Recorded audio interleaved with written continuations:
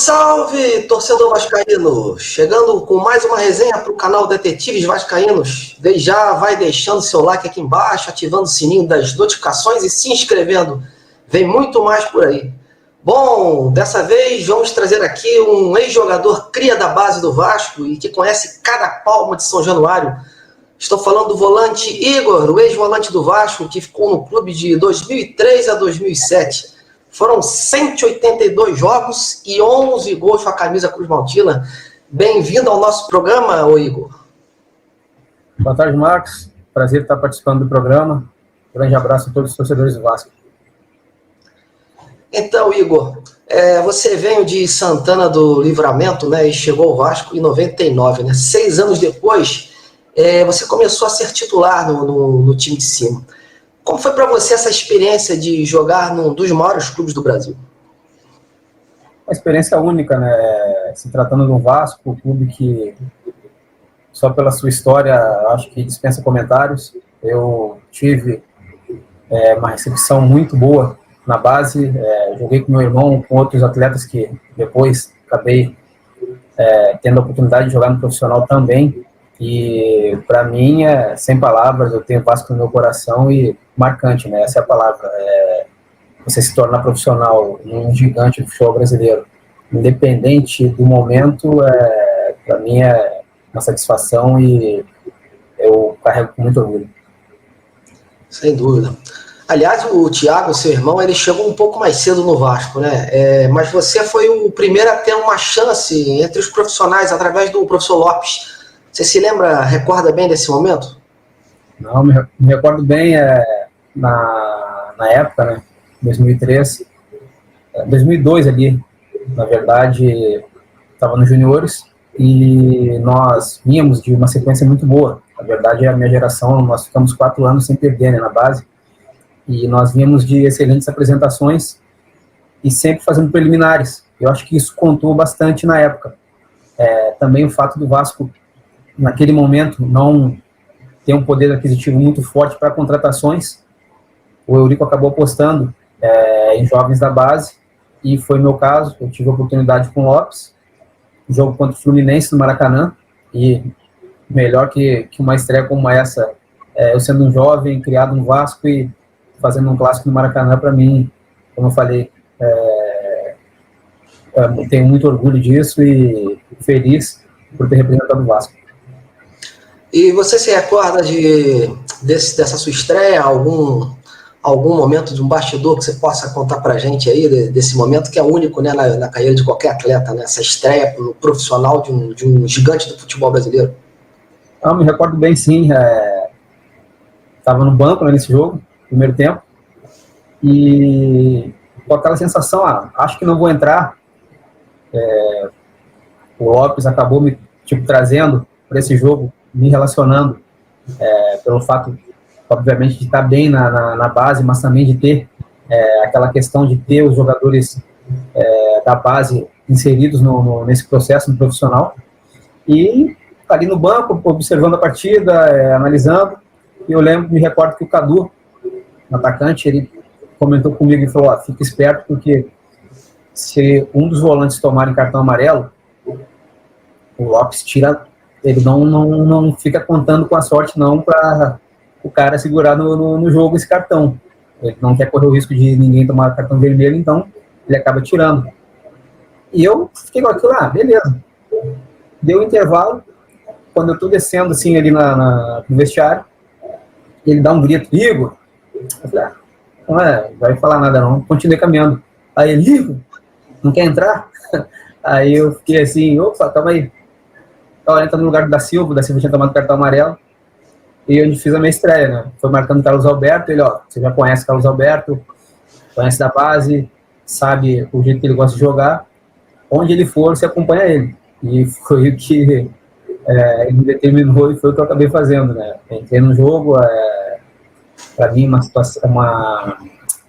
situação única, como eu disse, né? De estar podendo ali estrear, e coloquei na minha cabeça que dali para frente, graças a Deus, o que aconteceu, eu pude fazer acho que umas 200 partidas pelo Vasco. Esse número aí dá para corrigir, que tem alguns outros jogos aí que não estão nessa conta, mas foi o meu start no profissional ali, como eu falei, motivo de muito orgulho.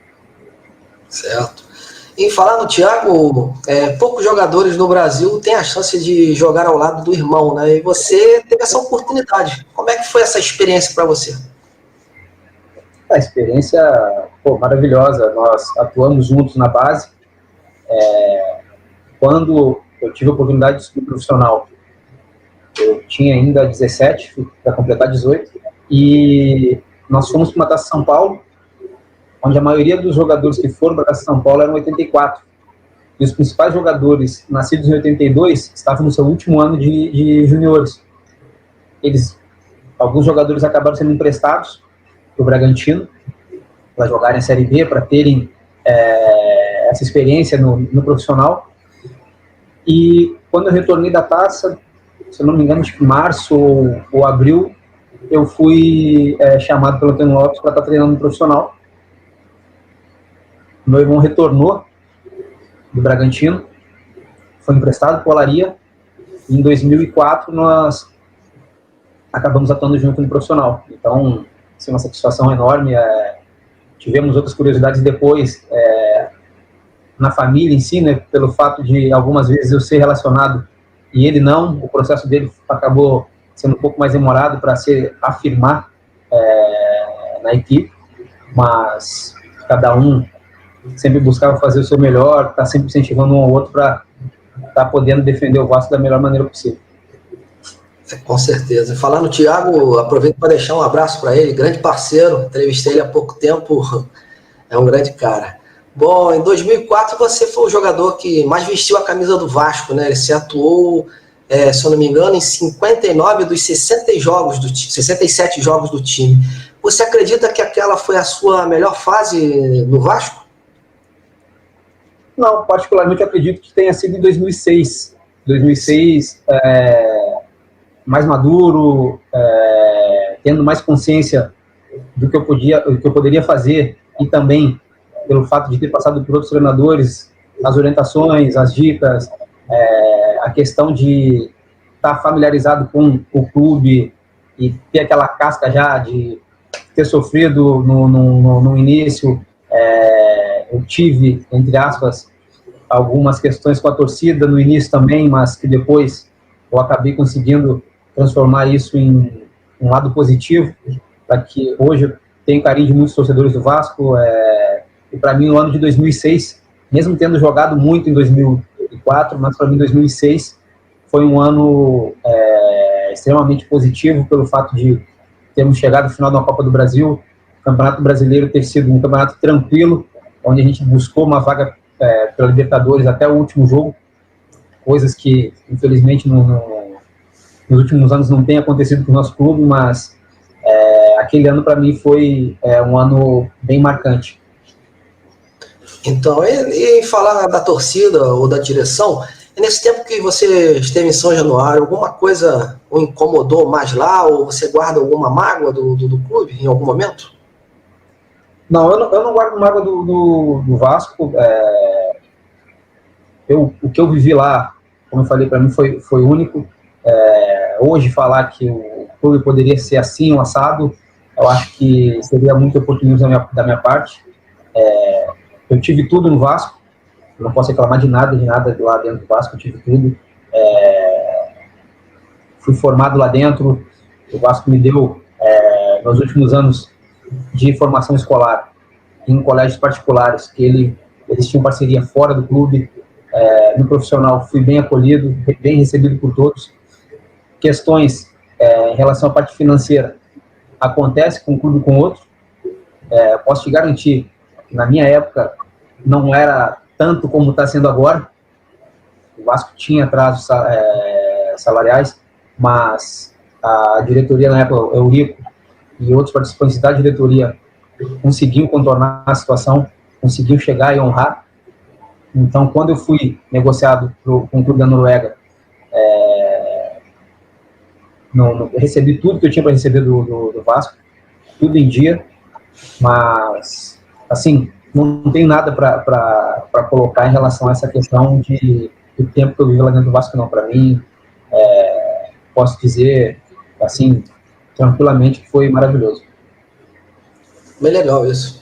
E, Igor, em 2007 você deixou o Vasco, né? Foi, como você falou, foi para o futebol da Noruega. Você se arrepende de não ter construído uma história mais longa no clube, né, no Vasco? Ou considera que aquele ali era o ideal, era o momento ideal para sua saída? Acho que uniu uma série de fatores. Eu já estava 4 anos jogando no profissional, sendo titular, e o Vasco já tinha recebido outras propostas, na época até do mundo árabe, mas eu tinha uma certa desconfiança em relação à Arábia Saudita naquele momento, pelo fato de ser um país muito fechado. E eu lembro como se fosse hoje, infelizmente o Nilson Gonçalves, né, acabou falecendo. Ele, na época, ele era o diretor, gerente de futebol, e trouxe a proposta, até comentou com meu pai, falando, ó, tem um clube da Arábia Saudita que está querendo contratar o Igor. Para nós seria muito bom pelo fato da parte financeira, mas a gente tem que saber dele se ele tem interesse. E naquele momento eu via essa questão ainda da Arábia um pouco meio reticente pelo fato de ser um país, na época era muito fechado, a questão da religião, a questão da cultura, enfim, outros aspectos que acabaram não contribuindo para a minha ida para lá. Quando chega 2007, eu lembro como se fosse hoje, assim, carnaval, Paulo Reis está chegando no clube, e aí ele assim, pô, só você para me tirar do meu descanso, porque na ocasião não tinha rodada do Campeonato Carioca, e ele estava, se não me engano, na região dos Lagos, e ele, pô, só você para me tirar, hein? Aí nós chegamos na sala do Eurico, e o pessoal do clube da Noruega estava todo reunido lá, e onde eles acabaram fechando a negociação. Para mim foi importante também, tanto financeiramente como a questão de estar indo para a Europa. Eu via como uma porta de entrada para outros países. Não me arrependo, acredito que tanto para mim quanto para o clube que investiu em mim na base e também no profissional, o Vasco teve todo o retorno e, assim, como eu falei, para as duas partes, acredito que tem sido o ideal e o melhor. Então, vamos falar agora um pouco mais sobre essa sua carreira fora do Vasco, aproveitando esse gancho. E como foi para você atuar na Noruega? Eu acredito que seja uma adaptação difícil, né? Fala pra gente um pouco essa sua adaptação pelo futebol de lá, por favor. A minha adaptação foi boa, né? Eu morava em Kristiansand fica ao sul de Oslo, então, em relação ao frio, era um pouco mais tranquilo. Eu não cheguei a pegar temperaturas tão negativas na Noruega, só quando ia jogar em outra. E a minha adaptação foi tranquila. Eu acabei tendo um tradutor. Tinha um outro brasileiro que jogava junto comigo, o Bruno Rato. Na época ele jogava no América e foi contratado também, no América aqui do Rio. Foi contratado para a mesma equipe. Rica Start era o nome da equipe. E tranquilo.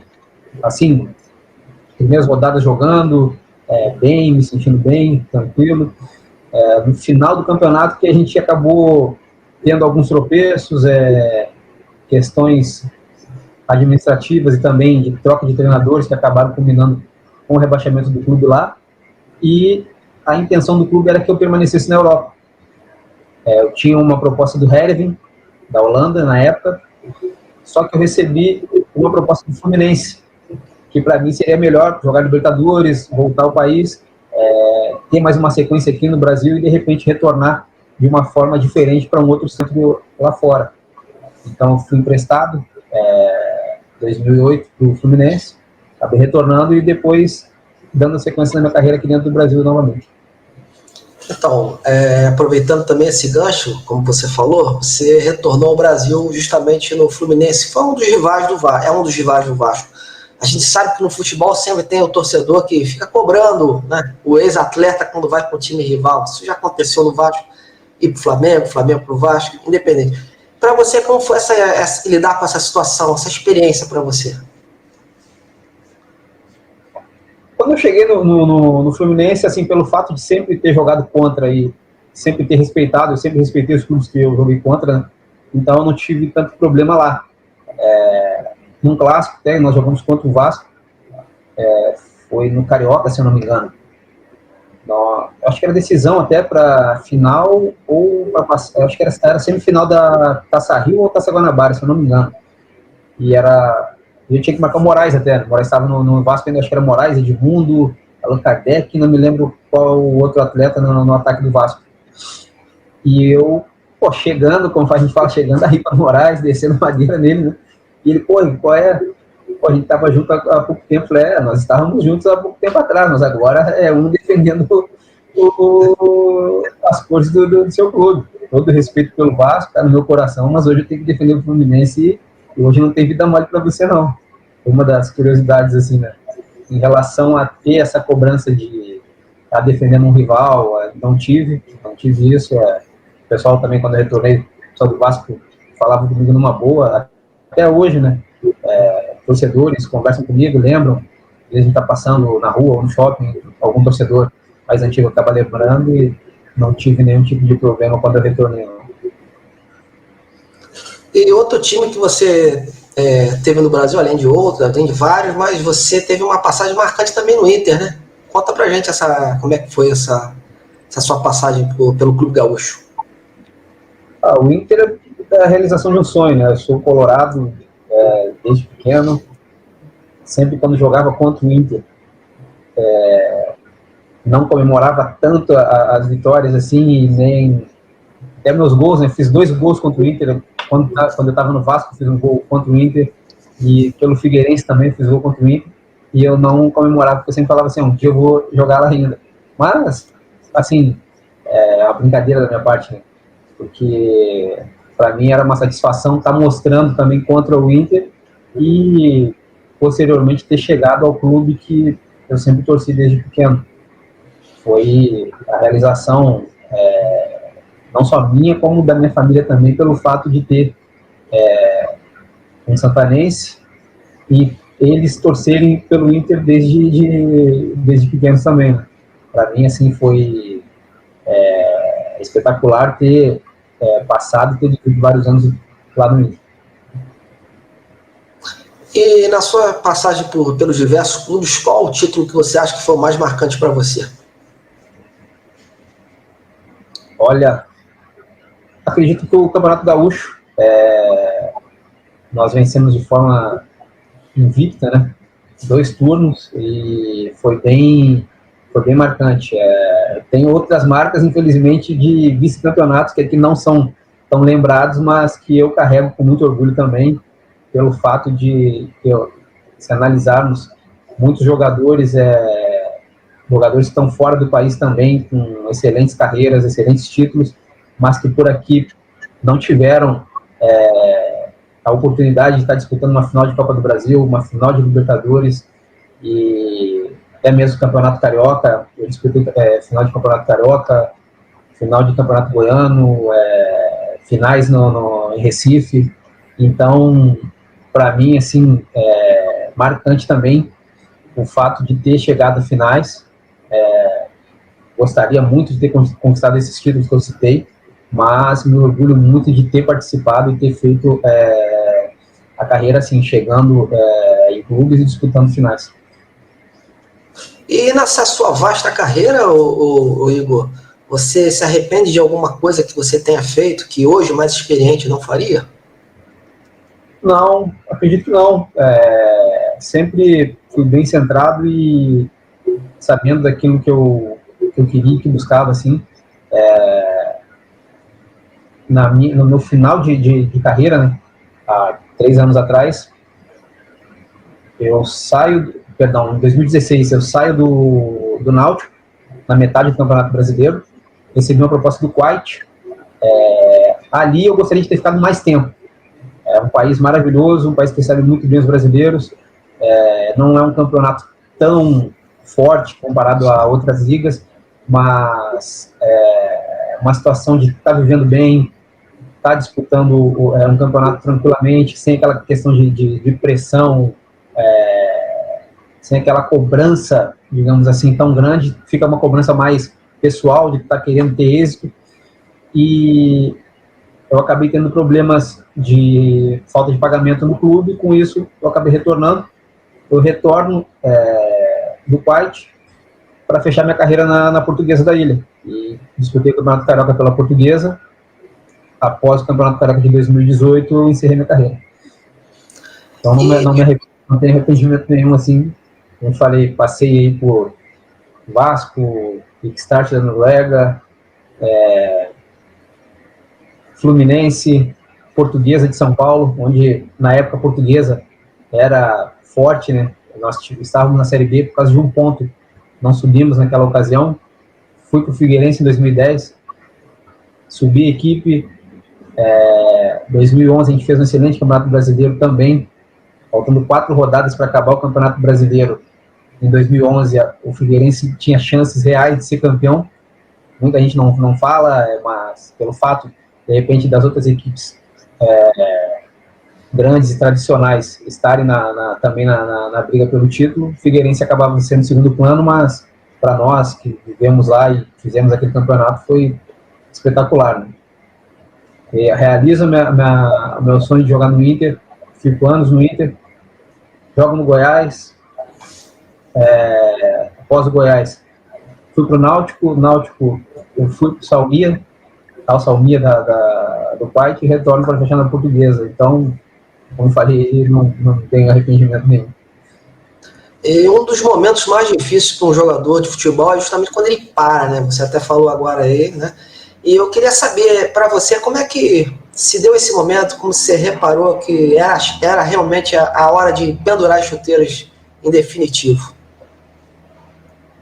Quando eu vi que a cabeça estava querendo, mas o corpo, às vezes até por uma questão minha, por uma falha minha, que não está me preparando adequadamente, não que os clubes não me dessem essa estrutura, pelo contrário, eu chego na Portuguesa, a Portuguesa me deu tudo, só que quando você chega numa certa idade, você tem que se preparar para estar prolongando mais a carreira. Eu acredito que tenha sido isso.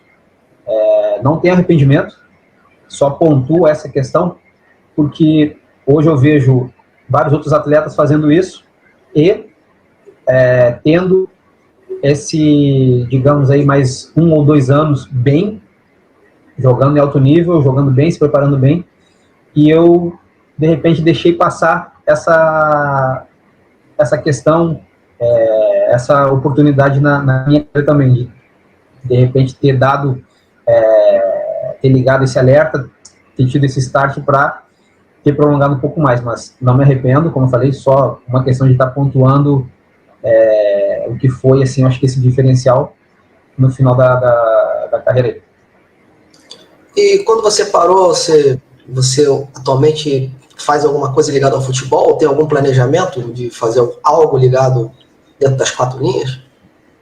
Sim, acredito que quem jogou e quem viveu do futebol está sempre próximo. Eu, há 2 anos, eu venho fazendo trabalho de scout. Eu busco atletas sul-americanos de 15 a 23 anos, uruguaios, argentinos, paraguaios, enfim, jogadores que tenham também passaporte comunitário, perdão, e que possam estar atuando na Europa. Com isso, eu acabo fazendo contatos com empresários ou às vezes, diretamente com clubes, para estar encaminhando esse material desses atletas. Interessante. E você hoje, né, experiente, jogador que foi, como é que você está vendo esse nível dos volantes atuais? Tem algum jogador que você nos destacaria nesse atual momento? Olha, vários, né? Eu era volante de marcação. Na minha época ainda sempre colocava um jogador camisa 5 para estar acompanhando o 10. Hoje o 10, entre aspas, meio que sumiu, está apagado do futebol brasileiro. Consequentemente, esse 5 também acabou sumindo. E foram se apresentando atletas que têm essa capacidade de estar chegando na frente, mesmo tendo uma boa marcação. No meu caso, eu chegava mais na frente para uma bola parada, ou se tivesse muito claro uma brecha, né? E hoje não. Os atletas da posição, eles, desde a base, já vêm com essa questão de estar ajudando e auxiliando o ataque. Destaco o Arão, o próprio Gerson, o Maicon, que joguei junto, e para mim é um dos melhores volantes que tem aí no país. Como a gente fala no futebol, né, o Maicon gasta a bola, porque tem muita qualidade, joga numa posição de volante sempre de cabeça erguida, achando os companheiros, e o próprio Gerson dispensa comentários, independente de ser do rival, mas tem que reconhecer um ponto fora da curva, um jogador espetacular, e o próprio Arão pela posição em si, né? 5 de origem, mas que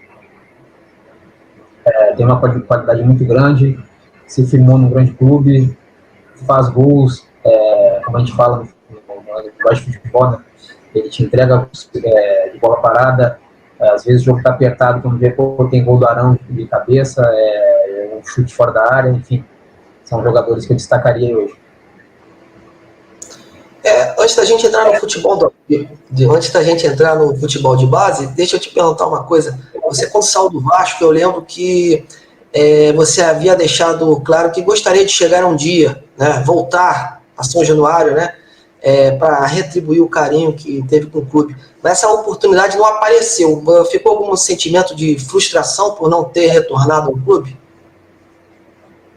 Não ficou não, até porque são momentos, né? O Vasco via outro momento, tinha outros jogadores, outros atletas, e de repente eu não encaixaria naquele momento que o Vasco estava vivendo de perfil de jogadores.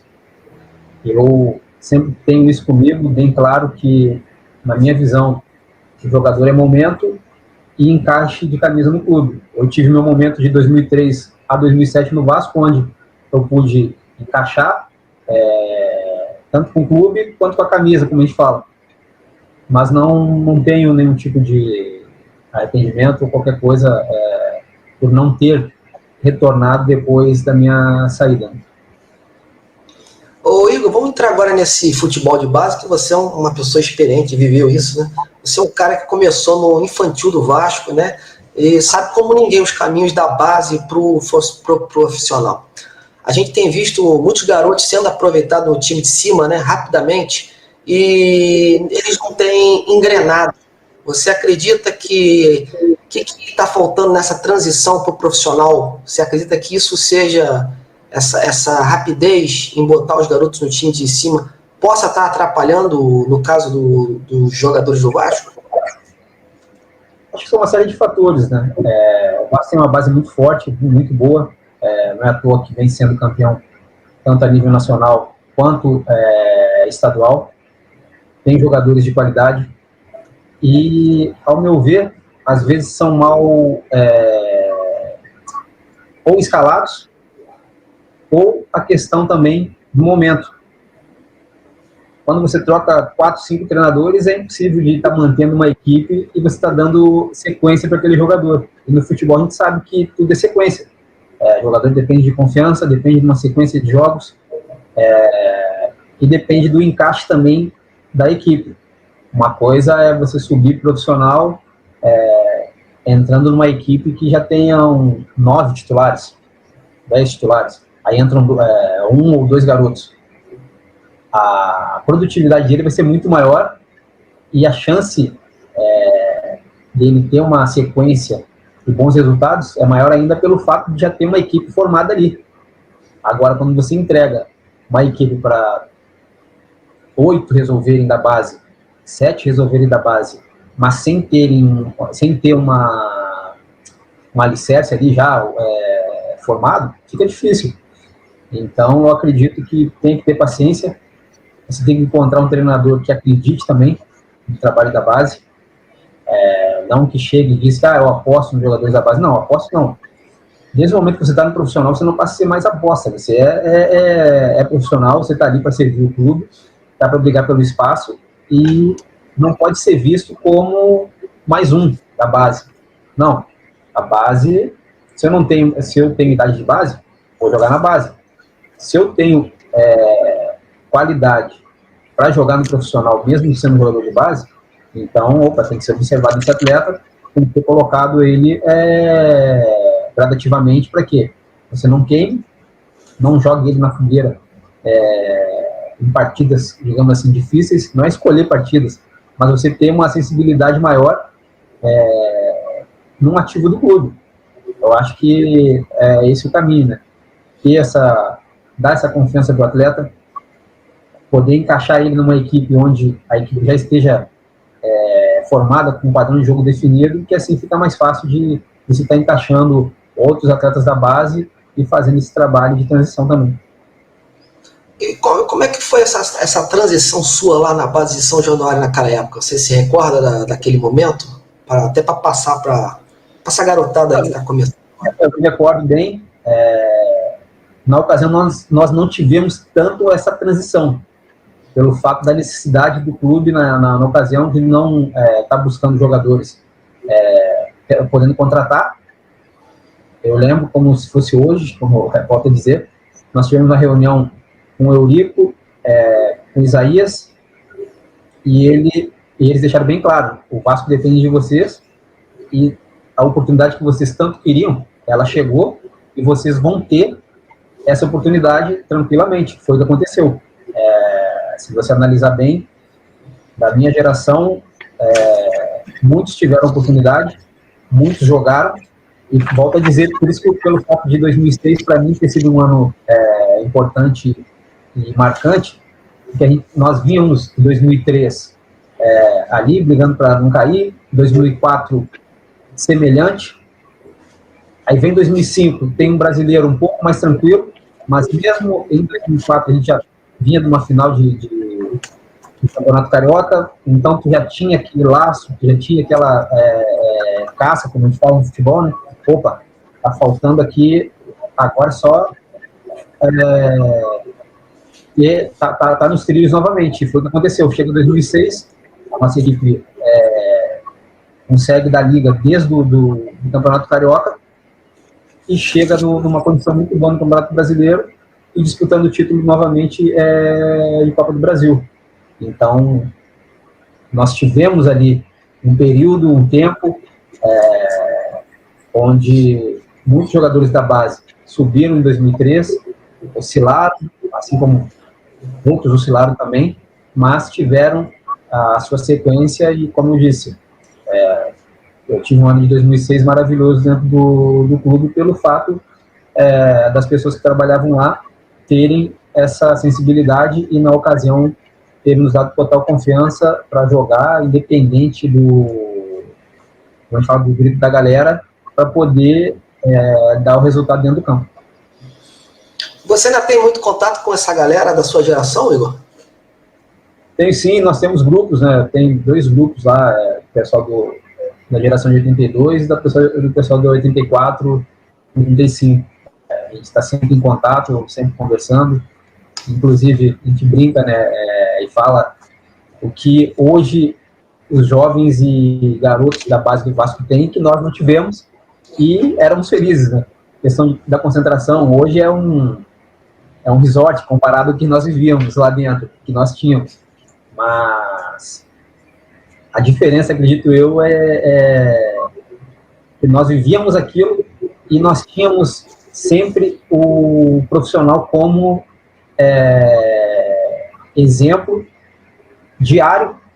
Nós treinávamos em São Januário, nas dependências de São Januário ali, ou às vezes saíamos para treinar ou no CPOR ou na refinaria, mas tínhamos sempre esse contato com o profissional. Então, via Felipe, Romário, Edmundo, enfim, Mauro Galvão, grandes craques da história do Vasco, diariamente ali. Então, não tinha como não ter um sentimento de, um dia eu quero estar ali. Eu quero ser profissional do Vasco. Hoje, se você perguntar na base, qualquer clube do país, muitos atletas vão chegar e vão dizer que querem jogar no Barcelona, no Real Madrid, e nós não. Nós queremos, eu quero estar no Vasco, eu quero estar com eles aqui do lado. Tem jogadores que jogaram Copa do Mundo aqui, tem jogadores que são da seleção. Então, o Vasco, para mim, é o maior time do mundo. E nós tínhamos isso de base lá, desde pequenos. O Vasco é o maior time do mundo, então eu estou no maior time do mundo. O Eurico sempre falava, se vocês não jogarem aqui, vocês não vão jogar em lugar nenhum, porque aqui é o Vasco. E o Vasco é grande e você tem que pensar grande. E nós tínhamos esse pensamento e esse querer, né? Hoje eu acho que tem essa diferença. Muitos jovens pensam em estar jogando fora do país antes, mesmo de estar construindo uma identidade no seu próprio clube. É verdade. A gente está entrando na reta final desse papo, que está muito legal. Agora a gente vai falar um pouco desse Vasco atual. E justamente você está falando aí desse fator da identidade, né? Do desejo de jogar no Vasco da Gama. Você participou do elenco de 2004, né? Que se conseguiu salvar na penúltima rodada. Até fiz uma matéria com você sobre isso. Eu queria saber de você, que está do lado de fora, na sua opinião, você acha que faltou nesse elenco do Vasco atual para evitar essa queda aí? Acha que esse fator da identidade vascaína, acho que foi decisiva nessa hora? Acho que faltou um pouco. Não foi determinante, mas faltou um pouco. Quando você tem, eu acho que jogadores formados no clube, sabendo exatamente o que representa, e o fato do Vasco a possibilidade de voltar para uma Série B, isso aí acredito que quem vive no clube diariamente, quem está ali desde a base, tem esse sentimento de, aqui não, aqui é Vasco, é São Januário. Na minha época, nós fazíamos valer e prevalecer a força do Vasco muito em São Januário também. O fato de nós não termos caído em 2004 se dá muito às vitórias que nós conquistamos em São Januário, porque criava isso aí, tinha essa identidade com o torcedor e com cada um que estava ali. Eu lembro muito bem que no jogo contra o Atlético Paranaense, nós tínhamos 9, se eu não me engano, 8 ou 9 jogadores que eram da base naquele jogo. E não eram jogadores, tipo, experientes. Era assim, nós vimos em 2003 complicado, 2004 também ali aos trancos e barrancos, mas cada um acabou agarrando uma mão do outro e falou, vamos, porque a nossa vida é o clube que a gente está desde pequeno, é o clube que está nos dando todas as condições para nós estarmos mostrando o nosso futebol, e o Vasco não pode cair. O jogo aconteceu, foi uma guerra, né? Se nós lembrarmos bem, se eu não me engano, o ingresso de São Januário foi baratíssimo naquela ocasião. São Januário lotado, nós passamos com ônibus, na época, aquele que tinha janela com vidro para abrir, né? E as janelas, todas as janelas abertas no ônibus, a torcida, quando nós chegamos empurrando o ônibus, vamos, se vocês não ganharem hoje, vocês não vão sair daqui, aquilo acaba te dando um choque, na verdade, né? Mas a gente estava bem concentrado, nós entramos para vencer realmente, foi o que aconteceu, aquele gol do Henrique. E assim, São Januário lotado, né? Eu acho que se tivesse São Januário com a presença de público, do público, do torcedor, né, em si, o Vasco não teria caído, porque é o 12º jogador que empurra, que está sempre junto e sempre foi diferencial São Januário, né? As equipes, já joguei em vários estados do Brasil e já enfrentei vários jogadores, tenho amigos no futebol e todos falam a mesma coisa. Se eu jogar em São Januário é muito complicado quando o torcedor abraça o time, independente se o time está num bom momento ou está num momento ruim. Quando o torcedor do Vasco abraça, o 12º jogador e empurra mesmo. E já que estamos falando desse momento atual do clube, Igor, mais uma vez o Vasco encara um rebaixamento, né, para a Série B, salvo se o STJD voltar atrás. Mas nos últimos 20 anos, com raras exceções, o clube tem lutado, né, para não cair. Na sua opinião, o que tem que ser feito dentro do Vasco para o clube voltar a ser um protagonista nas disputas mundiais e nacionais? Primeiro passar para a Série B, né? Eu acho que deu um passo importante contratando um treinador que conhece da competição, muita gente fica falando e pedindo, traz fulano, traz Beltrano, o Marcelo Cabo não tem um nome tão grande, só que assim, Série B é complicado, Série B é difícil. Para você subir na Série B, você tem que ter jogadores que conheçam da competição e você tem que ter algumas cerejas para esse bolo, como a gente fala no futebol. Tem exemplo do Cruzeiro, que jogou a Série B com uma equipe de Série A, um elenco de Série A. É muito diferente. A Série B como a gente fala no linguagem de futebol, é guerra. São jogos onde você depende de uma bola parada, às vezes, para ganhar. São jogos onde você vai encontrar a equipe totalmente fechada, sem te dar nenhum tipo de espaço, jogando por uma bola, e sem contar a questão de você estar atravessando o Brasil constantemente. O Vasco vai pegar o Remo lá em Belém, aí volta para o Rio, desce para jogar no Rio Grande do Sul contra o Brasil de Pelotas. O torcedor é mil maravilha, mas para quem está no dia a dia, sabe que é complicado. Você vai no Sul, no frio, você volta com calor, você vai em Goiânia, quente pra caramba, quando vê, você vai pro Maranhão, e assim, só questões às vezes está tendo que ir 2 dias antes, para questão de adaptação, para estar tentando de alguma maneira tirar algum proveito, e é uma competição extremamente difícil. Então eu acredito que o Vasco está acertando na competição do Marcelo Cabo, e também eu vejo a questão da identidade dos jogadores como clube. Eles têm que trazer jogadores comprometidos com a causa, jogadores que possam estar agregando nesse elenco, nessa formação dessa equipe, e que o Vasco possa subir, e a partir daí sim, você dá o passo de acordo com as suas pernas. O Vasco hoje se encontra na Série B, é um gigante, mas nós sabemos que a realidade desse gigante atualmente está distante da palavra. Então, vamos voltar a fazer o trabalho de formiguinha, vamos subir próximo ano, vamos manter o clube numa posição onde ele não corra risco, mas onde ele acaba se fortalecendo estruturalmente, tendo mais recursos para que nos próximos anos possa voltar a brigar novamente por títulos. Se eu não me engano, teve um ano que o Vasco caiu, logo depois retornou e chegou a finais de Copa do Brasil, brigou lá em cima no Campeonato Brasileiro. Se eu não me engano, só não me lembro o ano, mas teve isso. Exatamente, teve isso. Aliou oportunidade para alguns jogadores da base, trouxe jogadores que conheciam da competição, jogadores que já tinham jogado a Série B. No outro ano, acabou ficando bem na posição tranquila no Brasileiro, e posteriormente acabou chegando em competições. Foi campeão da Copa do Brasil, retornou à Libertadores, chegou a semifinal de Libertadores, e a gente está falando de um passado recente, né? Então, por que não está seguindo um modelo que deu certo? Por que não voltar a construir ali, até com o próprio torcedor, essa questão de estar fortalecendo o clube novamente?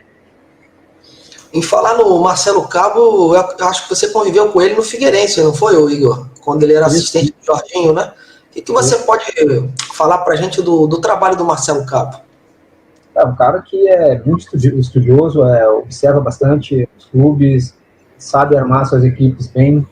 Eu conheço o Marcelo Cabo já há muito tempo pelo fato de ter jogado contra, desde novo, né? O Marcelo Cabo aqui do Rio, ele foi treinador da base do Olaria, do Madureira, e nós jogávamos sempre contra. A gente acabou trabalhando junto em 2010, 2011, e 2012 também, no início, ele teve com o Branco em 2012 também no Figueirense.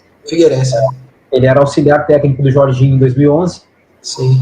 Depois auxiliar do Branco em 2012. E muito do trabalho, do êxito das pessoas que eu falei, tanto o Jorginho quanto o Branco, passavam pelo Marcelo Cabo. É um cara que, no dia a dia, e junto ao Jorginho, sempre buscando excelência no trabalho, e os trabalhos recentes dele falam por si só, né? Teve acesso com o Atlético Goianiense, teve acesso com o CSA, então dá para acreditar, dá para apostar, mas principalmente ter paciência e dar confiança para o treinador. como eu falei, um treinador que conhece da competição, e isso não é demérito nenhum. O treinador conhecido numa competição como Série B aqui no Brasil é dificílima. O clube, são 4 campeões, na verdade, né?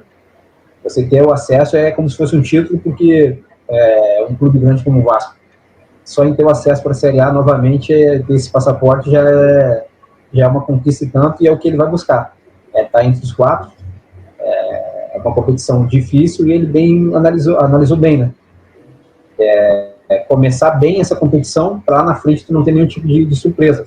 Você vai oscilar, mas está sempre ali com uma margem, uma gordura de pontos dos demais adversários, é extremamente importante. E eu acho que o Vasco acertou na contratação dele, e com certeza aí vai se estruturar, vão trazer outros jogadores para fortalecendo a equipe, para que ela possa estar subindo. Com certeza. Bom, Igor, a gente está chegando ao final dessa resenha aí, né? E foi muito legal a sua participação aqui com a gente. Sempre bom relembrar os tempos na Colina Histórica, né? Os jogadores que passaram por lá, eu tenho feito isso, já fiz com o Moraes, o Cássio, vários aí. Eu queria agradecer pelo papo, né? Desejar a você sorte nos seus próximos desafios aí, né? E eu aproveito que deixo esse espaço aí para você mandar um recado aí para a imensa torcida Cruz Maltina espalhada pelo país afora. Eu que agradeço o convite, obrigado por estar participando, e mandar um grande abraço para o torcedor vascaíno, que ele possa estar acreditando na equipe novamente. O Vasco depende muito do seu torcedor, e como eu falei aqui, quando joga junto, é o 12º jogador e empurra o time. Não é à toa que é grandíssimo no país todo. Então, fica aqui meu grande abraço à torcida vascaína. É isso aí, galera. Eu vou ficando por aqui. E se você acompanhou essa entrevista até o final e gostou desse vídeo, eu peço que você já deixe o seu like aqui embaixo, compartilhe entre seus grupos de zap, amigos. Muito legal a entrevista do Igor aí, valorizou bastante, né? E muito importante essa moral também para esse trabalho continuar prosperando. Eu agradeço ao Igor, agradeço a você que acompanhou até aqui. Grande abraço a todos e até a próxima.